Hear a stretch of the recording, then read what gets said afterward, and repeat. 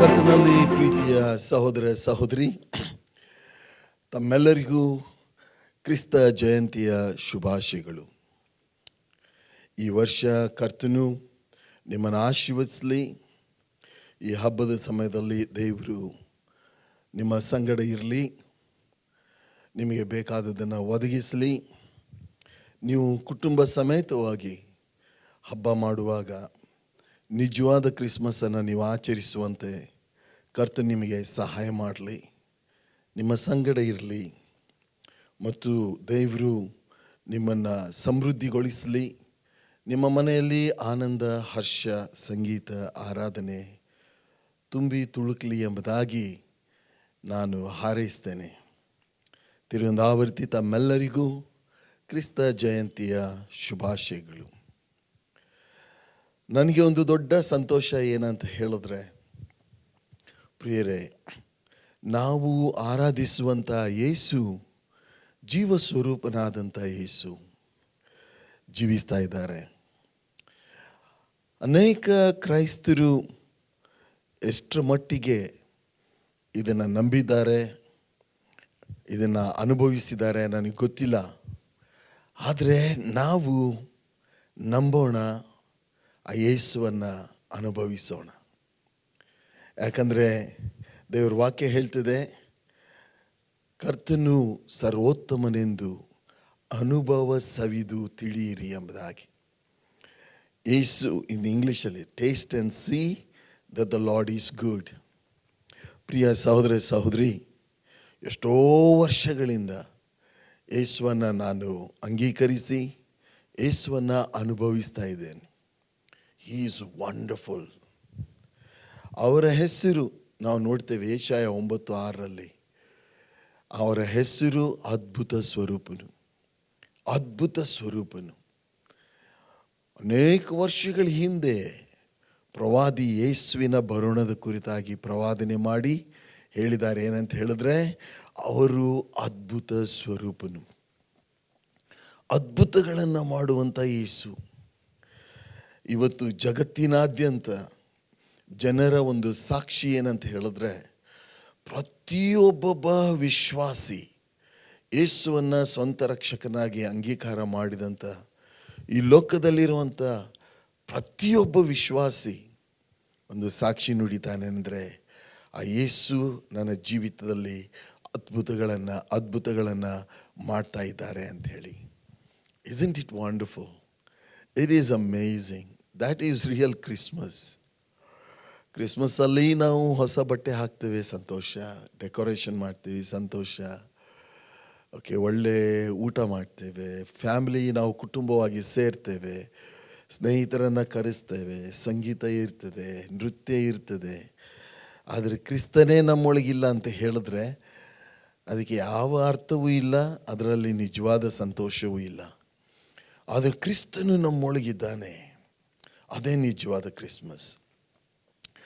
ಒಂದು ವೇಳೆ ನಾನು ಹೇಳಿದಂಥ ಎಲ್ಲ ಸಂಗತಿಗಳು, ನೃತ್ಯ ಇರಲಿಕ್ಕಿಲ್ಲ, ಡೆಕೋರೇಷನ್ ಇರಲಿಕ್ಕಿಲ್ಲ, ಹೊಸ ಬಟ್ಟೆ ಇರಲಿಕ್ಕಿಲ್ಲ, ಒಳ್ಳೆ ಊಟ ಇರಲಿಕ್ಕಿಲ್ಲ, ಆದರೆ ಕ್ರಿಸ್ತನು ನನ್ನೊಳಗಿದ್ದರೆ ಅದಕ್ಕಿಂತ ದೊಡ್ಡ ಭಾಗ್ಯ ಯಾವುದೂ ಇಲ್ಲ. ಕ್ರೈಸ್ತರೇ, ಯೇಸುವನ್ನು ಸ್ವೀಕಾರ ಮಾಡಿಕೊಳ್ಳ್ರಿ. ಆಗ ದಿನಾಲೂ ನಾವು ಕ್ರಿಸ್ಮಸನ್ನು ಆಚರಣೆ ಮಾಡಲಿಕ್ಕೆ ಸಾಧ್ಯತೆ ಉಂಟು. ದಿನಾಲೂ ಹರ್ಷ ಉಲ್ಲಾಸದಿಂದ ನಮ್ಮ ದೇವರು ನಮಗೆ ಕೊಡುವಂಥ ಉಲ್ಲಾಸ, ಹೋರಾಟಗಳ ಮಧ್ಯದಲ್ಲಿ ಸಹ, ಹಿಂಸೆಗಳ ಮಧ್ಯದಲ್ಲಿ ಸಹ ನಮ್ಮ ಯೇಸು ನಮಗೆ ಸಂತೋಷ ಕೊಡ್ತಾರೆ, ಆನಂದ ಕೊಡ್ತಾರೆ. ಇದು ಪರಲೋಕದ ಆನಂದ. ಹೋರಾಟ ಸಂಕಟಗಳ ಮಧ್ಯದಲ್ಲಿಯೇ ಯೇಸು ತನ್ನ ಸಂತೋಷವನ್ನು ನಮಗೆ ಕೊಡ್ತಾರೆ. ಅದು ನಿಜವಾದಂಥ ಕ್ರಿಸ್ಮಸ್.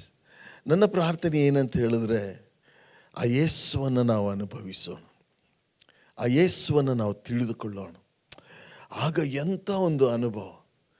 It is true. ನಾನು ಅನುಭವಿಸ್ತಾ ಇದ್ದೇನೆ, ಮುಂದೆಯೂ ಅನುಭವಿಸ್ತೇನೆ. ಏನೆಂದರೆ, ನಮ್ಮ ಯೇಸು ಅದ್ಭುತ ಸ್ವರೂಪನು, ಆಲೋಚನಾ ಕರ್ತನು, ಪರಾಕ್ರಮಿಯಾದ ದೇವರು, ನಿತ್ಯನಾದ ತಂದೆ, ಸಮಾಧಾನದ ಪ್ರಭು ಎಂಬುವು ಅವನ ಹೆಸರು. ಪ್ರಿಯ ಸಹೋದರ ಸಹೋದರಿ, ಯೇಸು ಈ ಲೋಕಕ್ಕೆ ಬಂದದ್ದೇ ಒಂದು ದೊಡ್ಡ ಭಾಗ್ಯ ನಮಗೆ. ಯೇಸು ಈ ಲೋಕಕ್ಕೆ ಬಂದದ್ದೇ ಒಂದು ದೊಡ್ಡ ಭಾಗ್ಯ. ನಾವು ಅದರಲ್ಲಿ ಉಲ್ಲಾಸಿಸಬೇಕು. ಇದು ಸತ್ಯ. ಚರಿತ್ರೆಯಲ್ಲಿ ಸಹ ನಾವು ಯೇಸುವಿನ ಬಗ್ಗೆ ಕುರಿತಾಗಿ ನಾವು ನೋಡ್ತೇವೆ ಮತ್ತು ದೇವರ ವಾಕ್ಯದಲ್ಲಿ ನಾವು ನೋಡ್ತೇವೆ. ಎಲ್ಲದಕ್ಕೂ ಹೆಚ್ಚಾಗಿ ನಮ್ಮ ಜೀವಿತದಲ್ಲಿ ನಾವು ಆತನನ್ನು ಅನುಭವಿಸ್ತಾ ಇದ್ದೇವೆ. Blessed are those who have received Jesus as their personal savior. ಸ್ವಂತ ರಕ್ಷಕನನ್ನಾಗಿ ಯೇಸುವನ್ನು ಅಂಗೀಕಾರ ಮಾಡಿದಂಥ ಪ್ರತಿಯೊಬ್ಬೊಬ್ಬರು ಧನ್ಯರು. ಧನ್ಯರು. ಪರಲೋಕ ರಾಜ್ಯವು ಅವರದೇ. ದೇವರ ನಾಮಕ್ಕೆ ಸ್ತೋತ್ರ. ಯೇಸು ಈ ಲೋಕಕ್ಕೆ ಬಂದದ್ದೇ ಒಂದು ದೊಡ್ಡ ಭಾಗ್ಯ.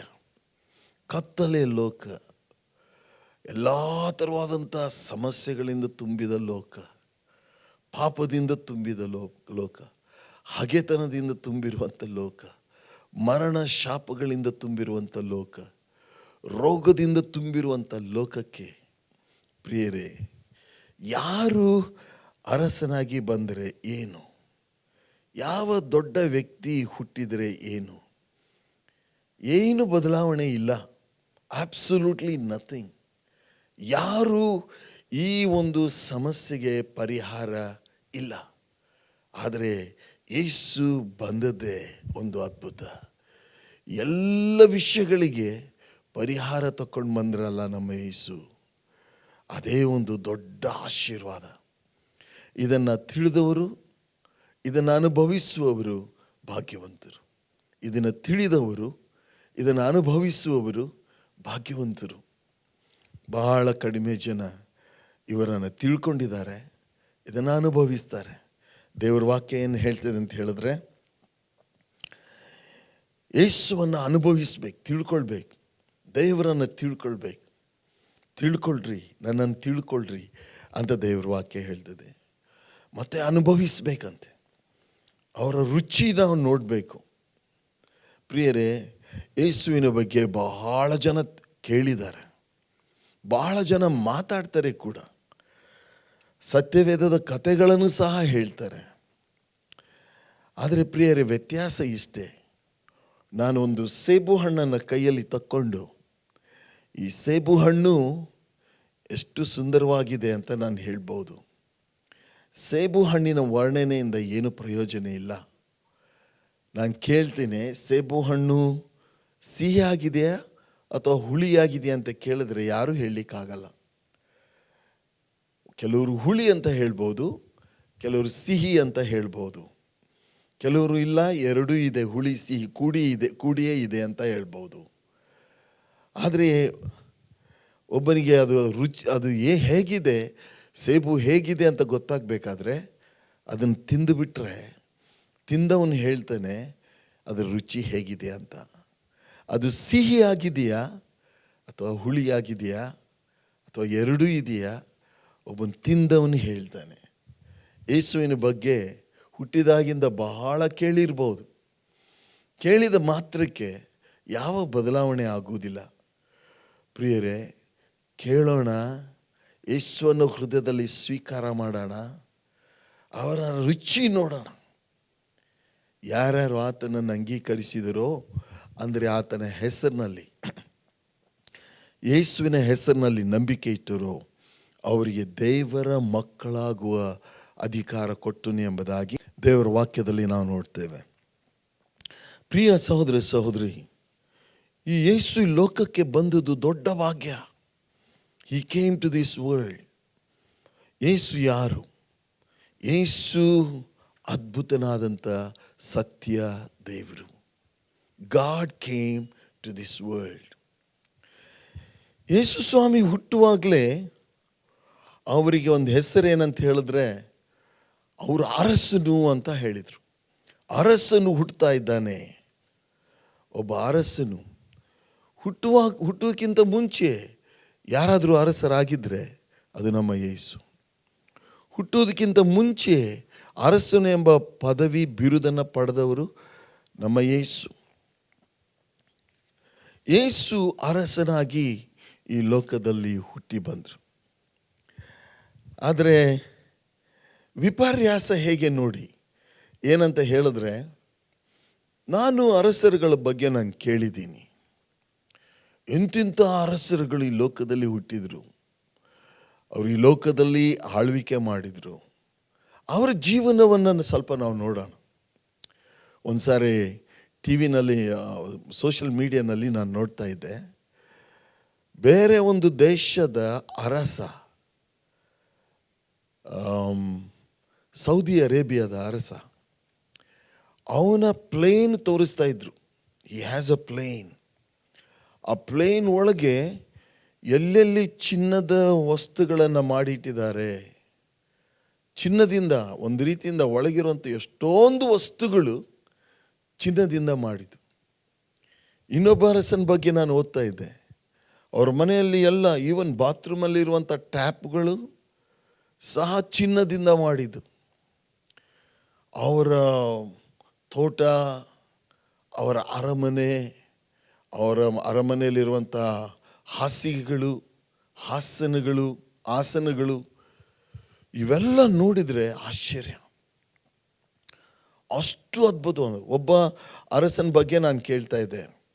ಆ ಅರಸನ ಊಟ, ಅಡಿಗೆ ಹೇಗೆ ಮಾಡ್ತಾ ಅಂದ್ರೆ, ಅನೇಕ ಡಿಶಸ್ಗಳನ್ನ ಎವ್ರಿ ಡೇ ಅನೇಕ ಖಾದ್ಯಗಳನ್ನು ಅಥವಾ ಅನೇಕ ವಸ್ತುಗಳನ್ನು, ಆಹಾರ ಪದಾರ್ಥಗಳನ್ನು ಅವ್ರು ಸಿದ್ಧ ಮಾಡ್ತಾರೆ. ಅರಸ ಬರೋದು 1 ಅಥವಾ 2 ಪದಾರ್ಥಗಳನ್ನು ತಿಂದು ಹೋಗ್ಬಿಡ್ತಾನೆ. ಆದರೆ ಅಷ್ಟೊಂದು ಅರಸನಿಗೆ ಮಾಡಿರ್ತಾರೆ. ಅರಸನ ವಿವಿಧ ವಿನೋದಾವಳಿಗಳು. ಅರಸನಿಗೆ ಒಳ್ಳೆ ಹಾಸಿಗೆ ಬೇಕು, ಒಳ್ಳೆ ನೃತ್ಯ ಮಾಡೋರು ಬೇಕು, ಒಳ್ಳೆ ಹಾಡುಗಾರರು ಬೇಕು, ತಮಾಷೆ ಮಾಡುವಂಥವರು ಸಹ ಬೇಕು. ಅರಸನ ಒಂದು ವೈಭವ. ಅಂಥ ಒಬ್ಬ ದೊಡ್ಡ ಅರಸರುಗಳು ಈ ಲೋಕದಲ್ಲಿ.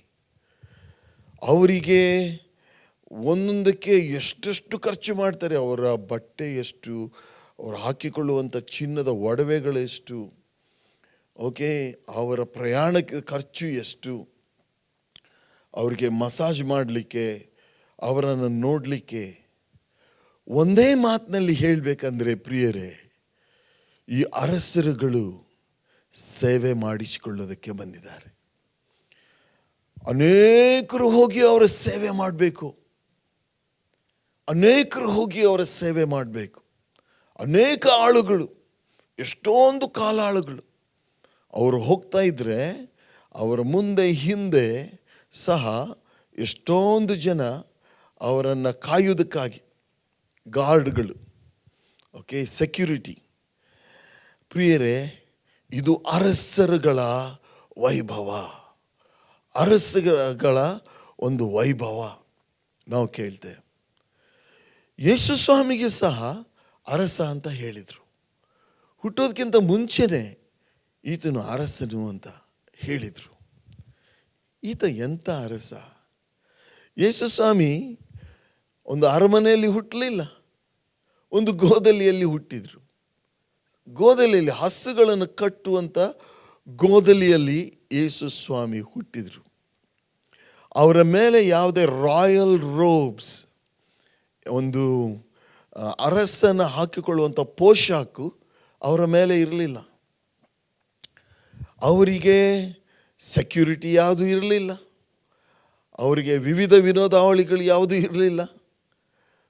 ಒಬ್ಬ ಅರಸನು ಏನೇನು ಎಂಜಾಯ್ ಮಾಡ್ತಾನೋ ಅದು ಯಾವುದು ಯೇಸು ಸ್ವಾಮಿಗಿರಲಿಲ್ಲ. ಸ್ವಲ್ಪ ಯೋಚನೆ ಮಾಡೋಣ, ಧ್ಯಾನ ಮಾಡೋಣ. ಈ ಯೇಸು ಸ್ವಾಮಿ ನೋಡ್ರಿ, ಒಬ್ಬ ಅರಸ, ನಿಜವಾದ ಅರಸ ಯಾರಂದರೆ, ಈ ತನ್ನ ಪ್ರಜೆಗಳನ್ನು ಸೇವೆ ಮಾಡೋನು, ಪ್ರಜೆಗಳನ್ನು ಪೋಷಿಸುವವನು, ಪ್ರಜೆಗಳನ್ನು ನಡೆಸುವನು, ಪ್ರಜೆಗಳನ್ನು ಪರಾಮರಿಸುವನು. ಅವನಿಗೆ ಅರಸ, ನಿಜವಾದ ಅರಸ ಅಂತ ಹೇಳ್ಬೋದು, ನಿಜವಾದ ಅರಸ ಅಂತ ಹೇಳಲೇಬೇಕು.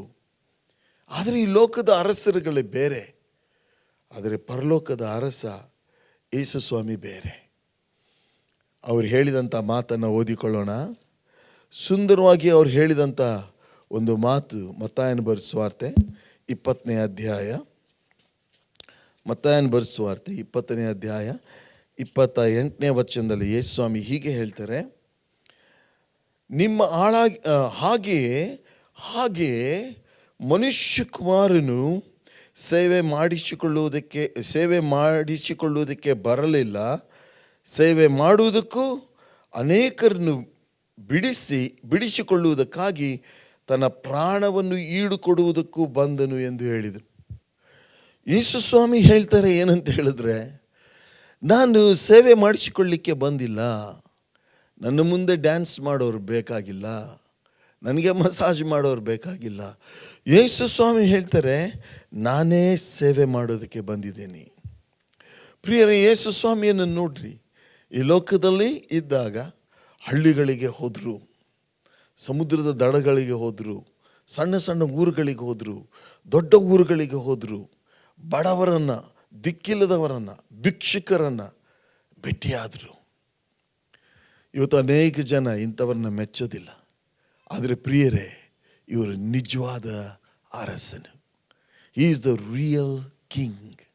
ಯೇಸು ಅರಸನಾಗಿ ಈ ಲೋಕದಲ್ಲಿ ಹುಟ್ಟಿ ಬಂದದ್ದು ತಾನು ಅರಸನು ಎಂಬುದಾಗಿ ಸಾಬೀತು ಮಾಡಿದರು.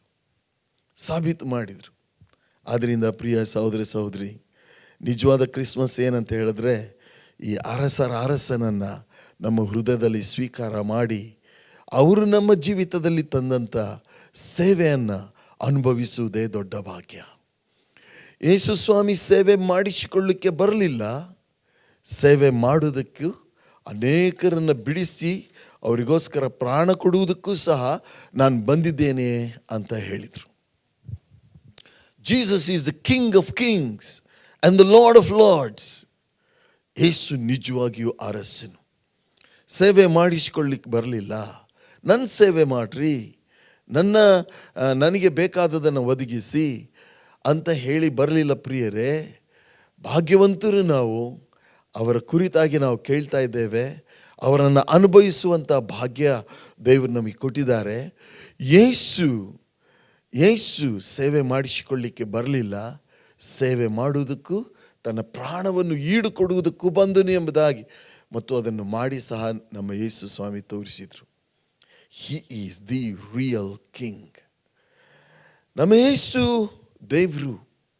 ಆದಿಯಲ್ಲಿ ವಾಕ್ಯವಿತ್ತು, ಆ ವಾಕ್ಯವು ದೇವರ ಬಳಿಯಲ್ಲಿತ್ತು, ಆ ವಾಕ್ಯವೇ ದೇವರಾಗಿತ್ತು. ಅವರು ನರಾವತಾರ ಎತ್ತಿ ನಮ್ಮ ಮಧ್ಯದಲ್ಲಿ ಬಂದು ವಾಸ ಮಾಡಿದರು. ಯೇಸು ದೇವರು. ಪ್ರಿಯರೇ, ಈ ಲೋಕದಲ್ಲಿ ದೇವರಂತ ಹೇಳಿಸಿಕೊಳ್ಳುವವರು ಎಷ್ಟೋ ಜನ ಇದ್ದಾರೆ. ಆ ದೇವರಿಗೂ ನಾವು ಸೇವೆ ಮಾಡಬೇಕು. ಆ ದೇವರನ್ನು ಹುಡುಕಿಕೊಂಡು ನಾವು ಹೋಗಬೇಕು. ಆ ದೇವರಿಗೆ ಬೇಕಾದದನ್ನೆಲ್ಲ ನಾವು ಕೊಡಬೇಕು. ಆದರೆ ಪ್ರಿಯ ಸಹೋದರ ಸಹೋದರಿ, ನಮ್ಮ ದೇವರು ಹಾಗಲ್ಲ. ನಮ್ಮ ದೇವರು ಯೇಸು ನಮ್ಮನ್ನು ಹುಡುಕಿಕೊಂಡು ಬಂದಿದ್ದಾರೆ.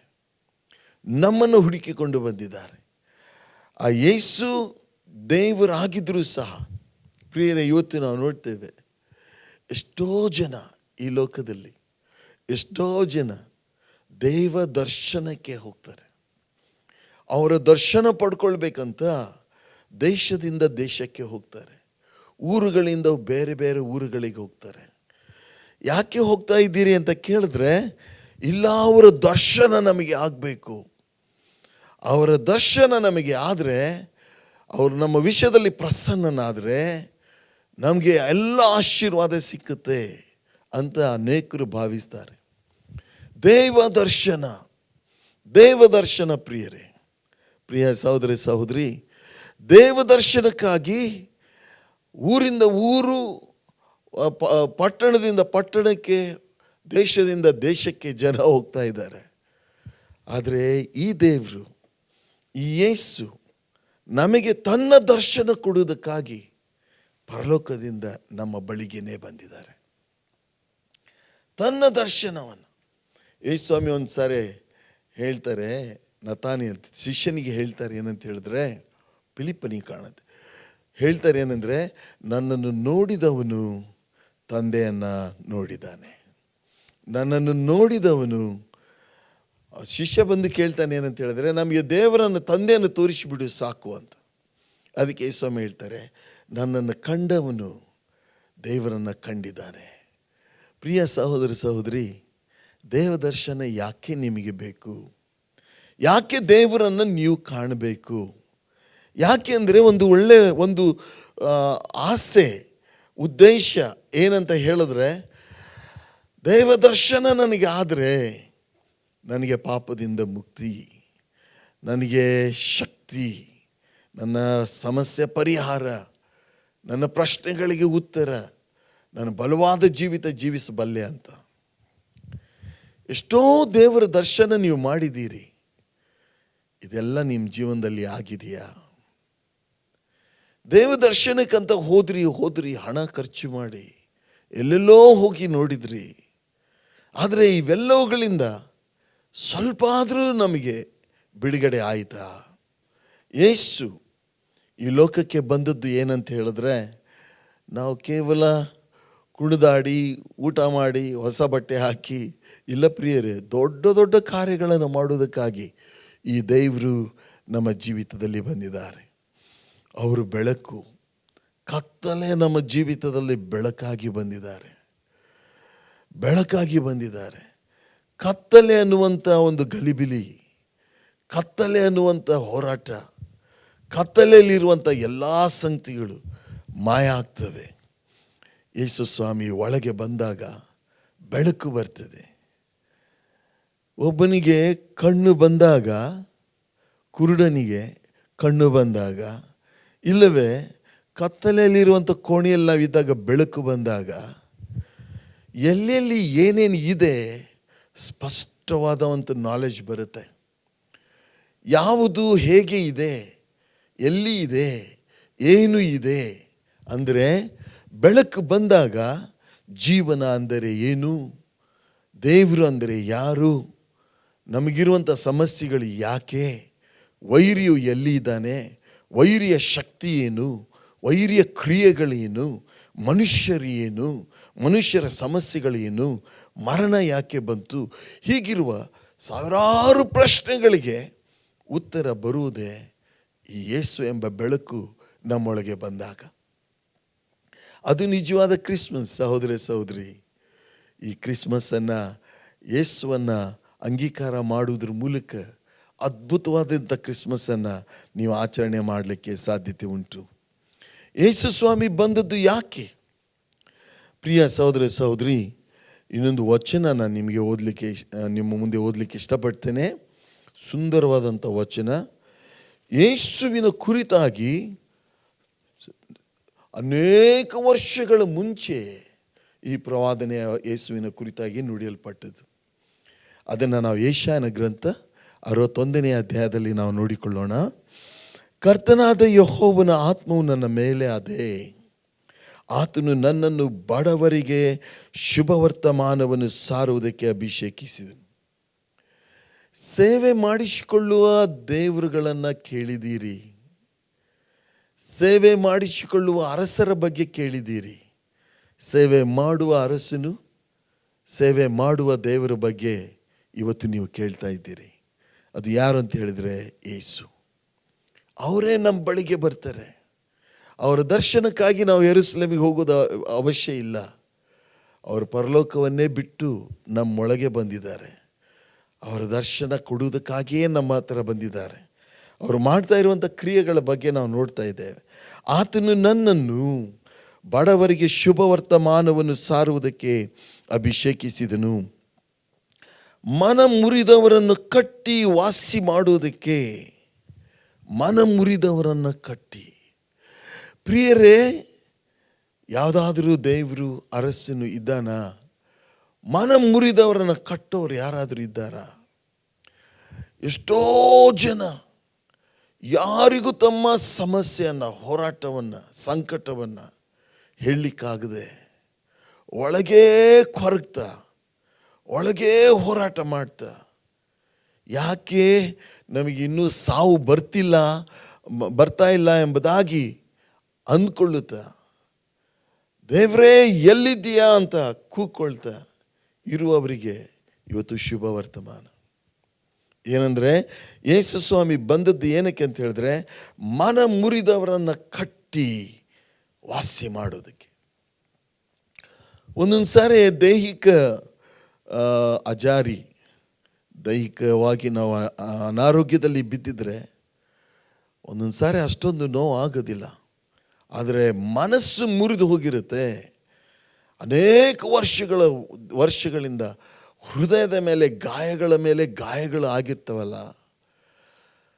ಒಂದು ವೇಳೆ ಒಬ್ಬನಿಗೆ ಇಂಥ ಅನುಭವ ಇರಲಿಕ್ಕಿಲ್ಲ, ಹುಟ್ಟಿದಾಗಿಂದಲೇ ಐಶ್ವರ್ಯದಲ್ಲಿ ಹುಟ್ಟಿದ್ದಾನೆ, ಆತನ ಲೋಕದಲ್ಲಿ ಎಲ್ಲ ಮಜಾ ಮಾಡ್ಕೊಂಡಿದ್ದಾನೆ, ಅವರಿಗೆಲ್ಲ ಇದು ಅರ್ಥ ಆಗೋದಿಲ್ಲ.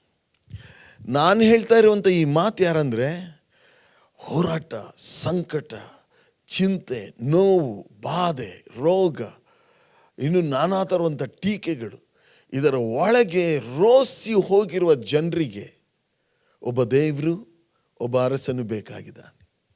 ಆ ಒಬ್ಬ ಅರಸ, ಆ ಒಬ್ಬ ದೇವರು, ಪರಾಮರಿಸುವ ದೇವರು ಬಂದಿದ್ದಾರೆ.